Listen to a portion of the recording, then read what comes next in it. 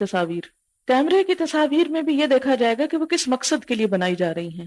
اگر تو مقصد وہی ہے جو ہاتھ سے بنائی ہوئی تصویر کا ہے، یعنی تعظیم اور تقدیس اور شخصیت پرستی اور شرک، یعنی اس کی بھی حرمت ہی ہوگی. لیکن اگر کسی ضرورت کے تحت بنائی جا رہی، جیسے پاسپورٹ کے لیے تصویر چاہیے، شناختی کارڈ کے لیے چاہیے، ویزا کے لیے چاہیے، کسی اور ضرورت کے لیے چاہیے، کسی اور جگہ پر پہچان کے لیے، کسی تعلیمی مقصد کے لیے چاہیے، ایسی صورت میں اس کی اجازت ملتی ہے. اور ویسے بھی علماء فرق کرتے ہیں ہاتھ سے بنائی ہوئی تصویر میں اور دوسری طرف کیمرے سے اتاری ہوئی تصویر میں. ہاتھ کی بنائی ہوئی کیا کہ ایک شخص اپنے ہاتھ سے بنا رہا ہے اور وہ اللہ کی خلق کا مقابلہ کر رہا ہے.